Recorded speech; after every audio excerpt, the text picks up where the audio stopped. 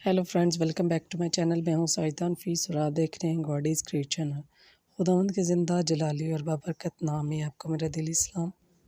मेरा ईमान है कि खुदावंद के फजल व करम से आप खैरियत से होंगे। सो आज की वीडियो में हम सीखेंगे मूसा की मौत के हवाले से।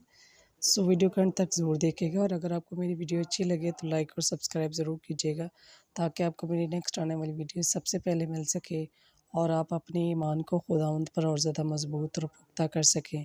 सो चलिए चलकर शुरू करते हैं अपनी वीडियो को और देखते हैं कि कलाम मुक़द्दस में मूसा की मौत के हवाले से क्या इरशाद फरमाया गया है।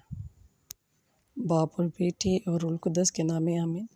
कलाम मुक़द्दस में कुछ यूँ लिखा है, खुदा ने अपनी कौम को मिस्र की ग़ुलामी से रहाई दिलाई और 40 साल तक बियाबान में उन्होंने खुदावंद पर भरोसा करना सीखा और उन्होंने एक दूसरे के साथ रहना सीखा।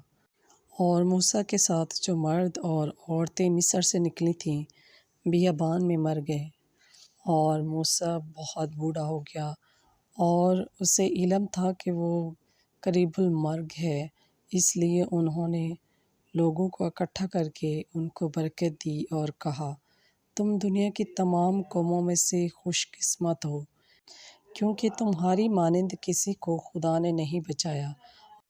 और वो फिर कोहे नबू पर चढ़ गया और खुदावंद ने उसे कनान की तमाम सरजमीन दिखाई जिसका उसने बनी इसराइल से वादा किया था। खुदावंद ने फरमाया, मैंने तुमसे वादा किया था कि तुम्हें वादा की सरजमीन दिखाऊंगा, लेकिन तुम इसमें दाखिल ना हो सकोगे। तब मूसा मर गया और लोगों ने 30 दिन तक उसका मातम किया।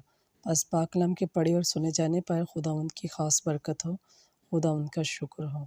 सो मेरे अज़ीज़ों, खुदावंद इस कलाम के वसीला से आपको और मुझे बहुत सी बरकत से नवाजे।